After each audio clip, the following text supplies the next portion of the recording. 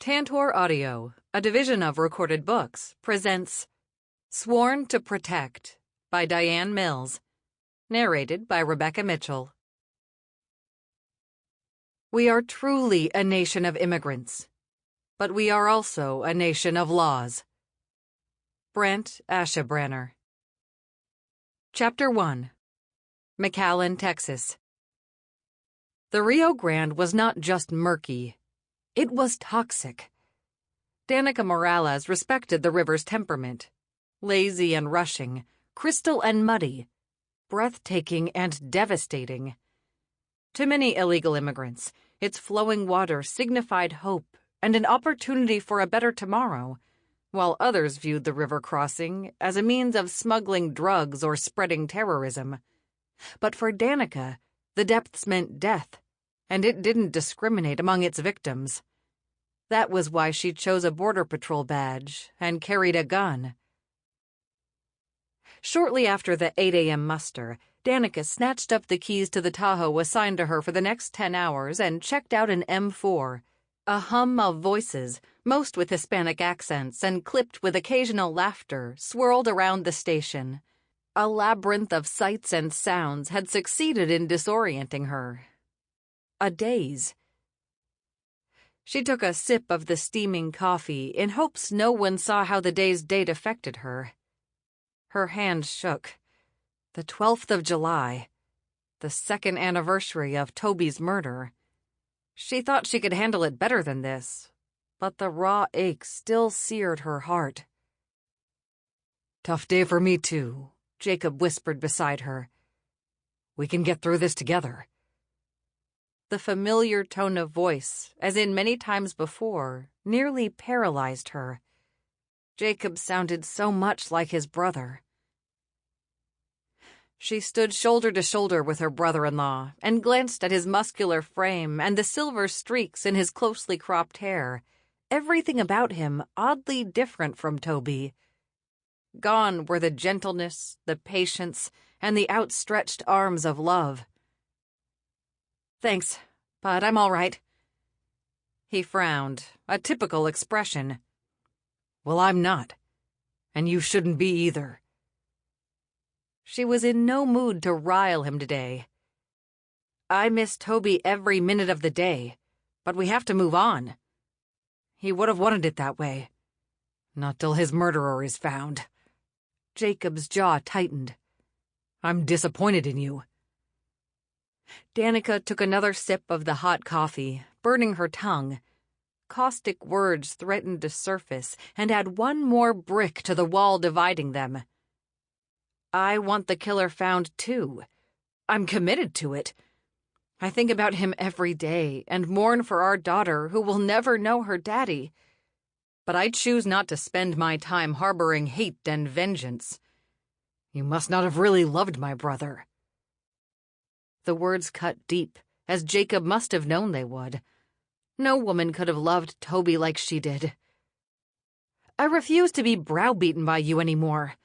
Your hate is going to explode in your own backyard one day." She stopped herself before she lit a match to his temper. Actually, she'd rather have been dropped in the bush for the next 10 hours with a shotgun and a can of off than argue with him. But the time had come to distance herself from Jacob. "Hey, Danika," an agent called. "Do these belong to you?" She turned to see wiry Felipe Chavez carrying a vase with a huge bouquet of roses. They remembered. She swallowed a chunk of life. "Oh, guys, you didn't have to do this." Felipe made his way toward her. The other agents hushed. Then one of them started to clap. She smiled through the tears as he handed her the clear glass vase. The sweet fragrance no longer reminded her of death, but of life and her resolve to live each day in a way that commemorated Toby's devotion to her and their little daughter. Perhaps this was what the 2-year marker meant. She took the roses and studied the small crowd of agents. Good men, all of them. Even Jacob. "We cared about what happened to Toby, too," Felipe said with a grim smile. Danika brushed her finger around one of the delicate petals and formed her words. Memories had stalked her like a demon since last night. Don't know what to say except thank you. Toby was a soldier for his own cause, and he spent his life doing what he believed in. Just like all of us. One agent shook his head, frowned, and left the room. Far too many explanations for his disapproval raced through her mind, but Danika needed to put the ugliness behind her. She set the flowers on the long table in front of her. Today is the 2nd anniversary of Toby's death. All of you have looked after me and my daughter, especially during holidays and special occasions. His death is why I'm more dedicated than ever to help protect the border. She paused, sensing her emotions rushing into chaos.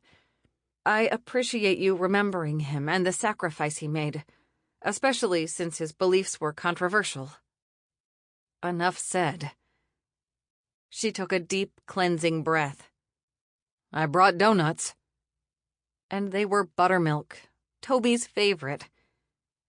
She glanced at Jacob, hoping to end the tension between them.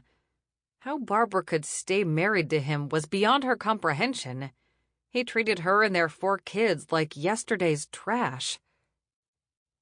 Danika wound through the crowd of agents, greeting those who offered condolences and others who offered a good morning. The field operations supervisor, Agent Odin Herrera, stood in front of the flags, the U.S., Homeland Security, and the Border Patrol. Pushing the emotions of regret and grief about Toby aside, Danika captured the supervisor's attention. During the muster, you said Intel had picked up a cocaine drop last night? Herrera walked to a wall map and pointed. Like I said earlier, arrested 7 men and 2 women right along here. Your area. A kid had a small bag of cocaine on him. Most likely a deterrent.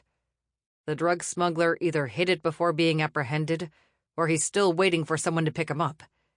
Dogs have been out there most of the night, but Barnett and Fire Eater are headed that way in a few minutes. Danika finished her coffee and made her way into the stifling heat and stopped by John Barnett's truck.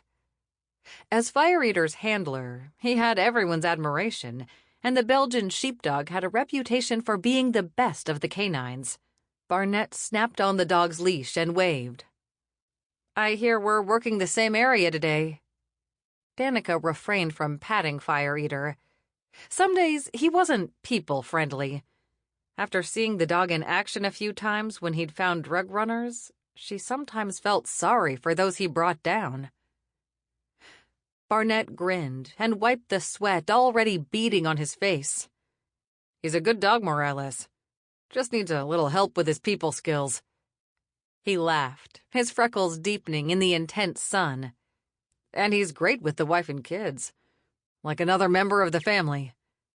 He pulled out his keys. Do you want to talk? We have a few minutes. All she really wanted was for the day to be over. Talking increased the chances of liquid emotion, which was more lethal than the river flowing between the U.S. and Mexico. No, thanks. I'm fine. Do you need to talk? It's been 2 years. Therapeutic or not, she would not open up, even to a sweet guy like Barnett. She'd spent hours building a reputation as a tough agent, and she wasn't about to take a nosedive now. Right. And the sooner you admit that today has crept up on you worse than a case of food poisoning, the better you'll feel. She had to agree. Have you turned psychologist? Fire Eater and 5 kids taught me all I know. I had a dog when I was a kid, she said, looking for any subject except Toby. Gentle. Sensed my moods. Smart. My best friend. Sure missed him when he was gone. Danika blinked back a tear, despising her reaction. She stared at Fire Eater rather than look into Barnett's face. I bet he slept at the foot of your bed. Fire Eater climbed into the back seat of the double-cab truck. Sometimes in it. We even shared meals. I didn't like meat, and he'd eat it for me, Who's your best friend now? She swallowed the ever-increasing lump in her throat. Toby's gone, and I have a tough time in church. Confession is a beginning. Any family? Toby's family has been good to me. Never mind Jacob. My folks never approved of my marriage. She sucked in a breath. It hissed like the poisonous snakes she feared. Well-meaning friends do this to me. Do you feel any better? Sneak. Yeah. Thanks, Doc. You... Fire Eater barked, no doubt anxious to get moving. The animal and Jacob had similar personalities. But today, she'd rather be with the dog. Danika turned off Old Military Road and bounced along a narrow dirt and gravel path, bordered by tall, thick grass and brush, and laden with prickly pears on the Rio Grande side and more thick brush on the other. John had radioed ahead and reported signs from last night, but nothing new. Every agent was on alert. Trouble brewed along the entire 2,000-mile border between Mexico and the United States. Drug cartels were slaughtering innocent people in the streets, and those on the U.S. side feared it was only a matter of time before the fighting spilled over the line. Not on her watch. She drove slowly past the few houses perched on the right side of the road, most of which had been stash houses at one time or another, havens for illegal aliens and drug smugglers. She stopped the truck beside a well-worn trail to look for recent signs in the dirt. After a generous spray of mosquito repellent on her uniform and hands, she stepped into the stifling 90-degree heat and bent to study the hours-old footprints indicating where the illegals had gained access into Texas before being apprehended. Most of them only wanted an opportunity to better themselves, but others had a darker agenda. At least she hoped the footprints had been accounted for. A breeze from the north fanned her face and offered a brief reprieve from the unrelenting sun. The tall grass with its thick growth waved as though mocking her commitment to the Border Patrol. 15 minutes later, Barnett radioed a call for assistance. Spotted a man wearing a backpack near the 112 sensor. He headed into the Carrizo.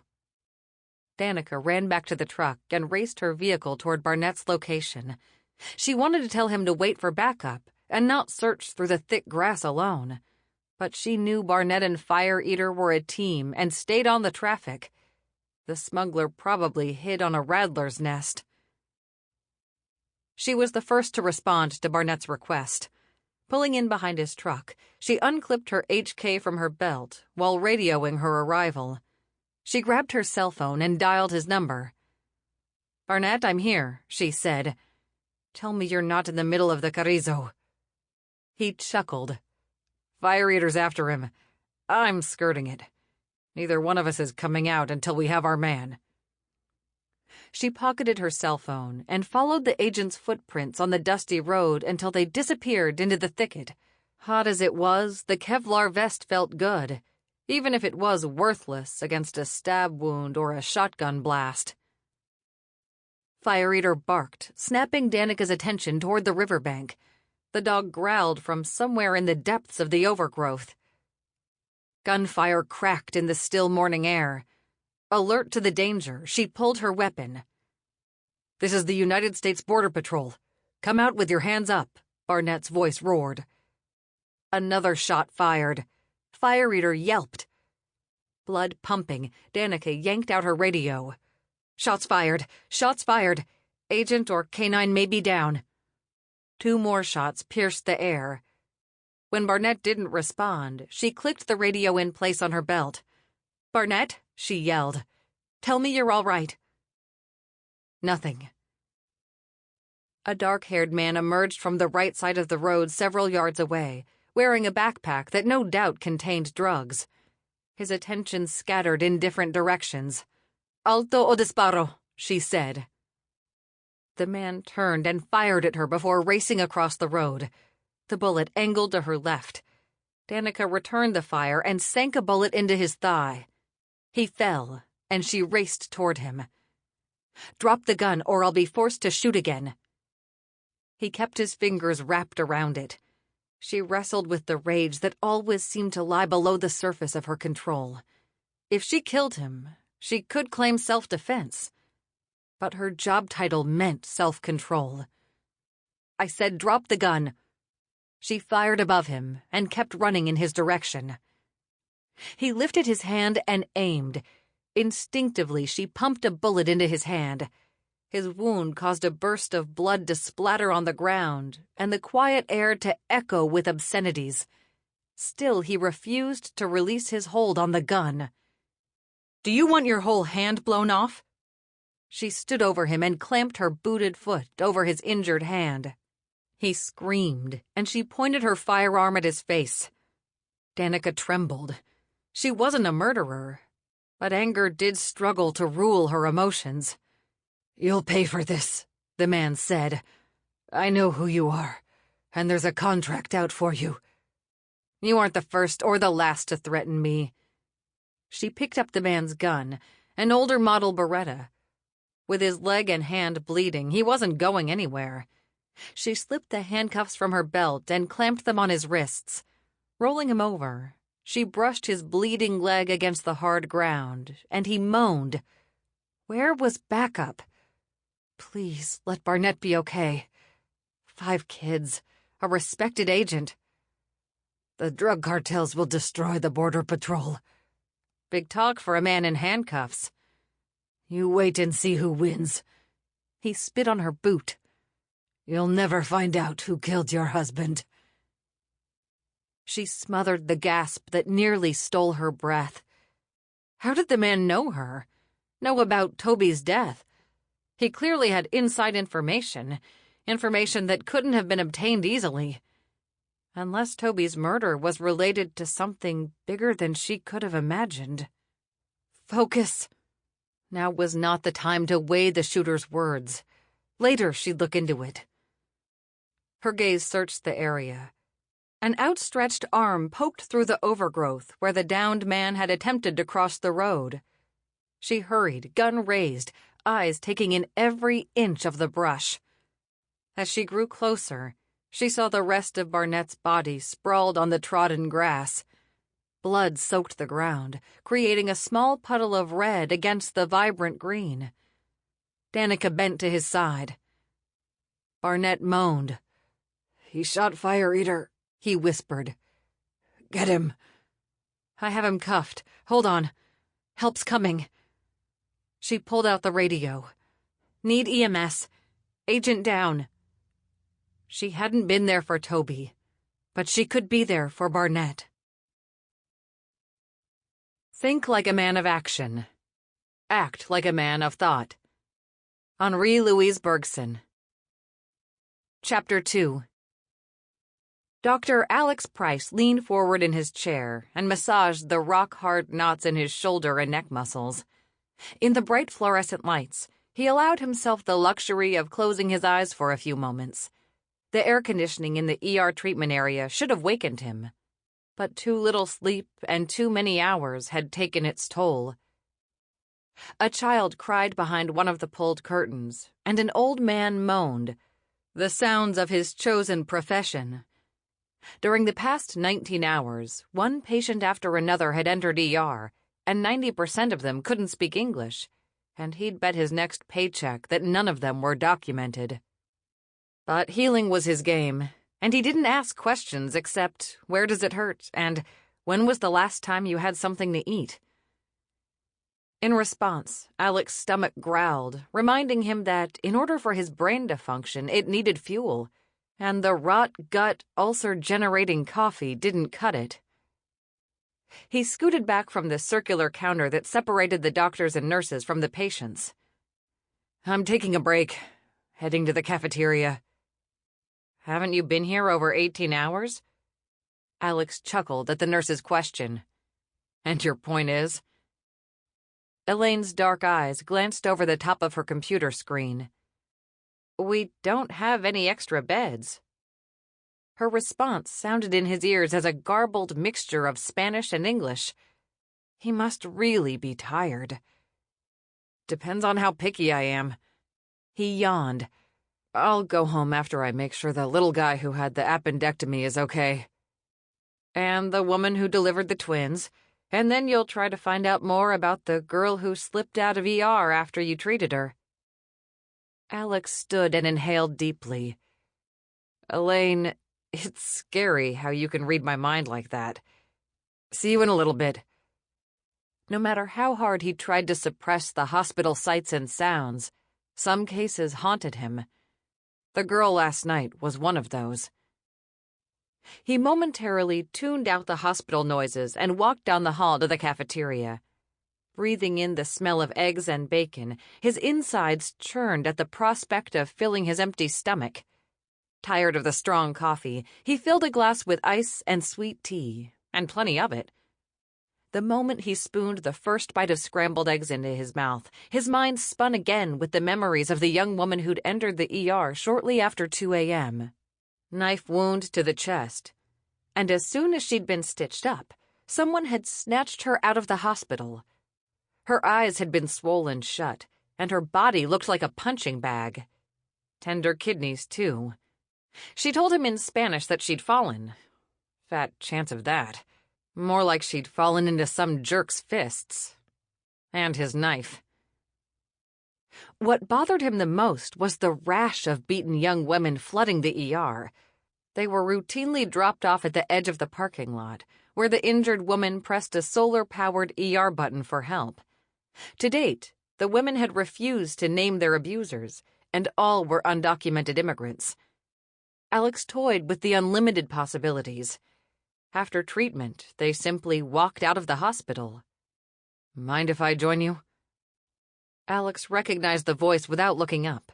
The chief patrol agent of the McAllen Border Patrol operation, Eduardo Jimenez. Sure, Ed. But I don't have a thing to report other than what I already told you, and the McAllen police. The big man noisily pulled out the chair and lowered his muscular frame. We found a woman's body dumped right outside the sector office gate shortly after 4 o'clock this morning. His soft voice didn't match his impressive stature. That doesn't mean she was involved in the same human trafficking outfit. Doesn't mean she wasn't either. Lines ringed Ed's forehead like a plowed field in early spring. Look, day after day we process women who would do anything to stay on this side of the border. If they have to smuggle a few drugs, sell their bodies, or allow some jerk to beat them up, then that's what they'll do. Desperation takes a lot of forms. Alex wanted the butcher's cot, too, for more reasons than he had the energy to list. But cooperating with an investigation of the local Border Patrol office while treating undocumented immigrants didn't sit well, until he realized it was part of the same commitment to healing. So you still think you have a rogue agent? Ed nodded. Without a doubt. Alex bit into what he'd hoped would be a crispy slice of bacon, but it was greasy and chewy. Didn't he have enough to do? Some of the agents have family on both sides of the river. That doesn't mean they're breaking laws to get them here, or smuggling drugs, or involved in terrorist activities or human trafficking. I know those agents. And believe me, they're dependable, which makes this thing more of a mess. But someone is supplying our list of censors and where they're located.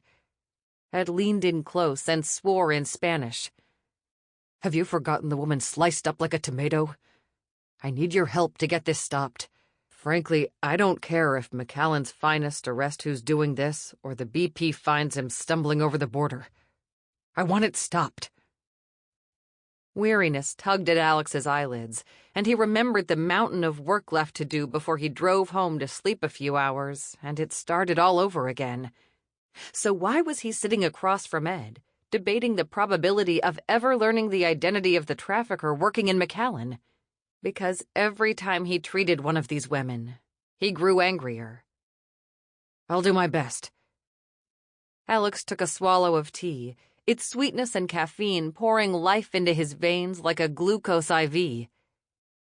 The girl from last night slipped away before I could question her. How? You said she was in bad shape. She had to have help, and no one saw a thing. Ed scowled. "Maybe you have a leak here." Alex had repeatedly considered the same thing, but his staff was capable and committed to healing, not sending a patient back to the same abuse. Still, human nature was strongly attracted to money. "You must be thinking the same thing, or we'd be in a shouting match by now." Alex picked up a piece of cold wheat toast and tried to spread hard butter over it. "We've been friends too long, and you know me too well. I'm on it." "Good. This is just between us, and it's dangerous. I will notify Homeland Security since they're all over the problems down here." "I understand. And for the record, Alex's pager sprung to life. He glanced at the code, and then his half-eaten brunch. "Gotta run." Danika knelt at Barnett's side. The calloused veteran agent had a bullet in his stomach. He refused an ambulance or a ride to the hospital until she promised to search through the brush for Fire Eater. Once an SUV and truck arrived with 3 agents to handle the drug smuggler and tend to Barnett, she found a towel in the truck and thrashed through a barricade of prickly pears in search of the dog. Not sure whether she wanted to find an animal tormented in pain or to face the mental thrashing of losing a good friend, Danika continued to whack through the dense growth. In less than 10 minutes, she spotted Fire Eater, still breathing despite the loss of blood from his neck. Her heart ached for the animal and his handler. Did anyone ever realize the sacrifice agents and good dogs made to protect the border? Fire Eater attempted to lift his head, but the effort seemed too much. Danika knelt and softly soothed him before laying the towel over his head. She needed to carry him out without getting bitten. "I have him," she called. The time spent in the gym had strengthened her arms, but it hadn't toughened her heart. Perhaps her emotions were on overload because of Barnett's serious wound, the suffering dog, the shooter's mention of her husband's murder, or the anniversary of Toby's death. Or all of it. She loaded the dog into the caged area of another agent's truck, and the driver sped down the narrow dirt road to the vet's.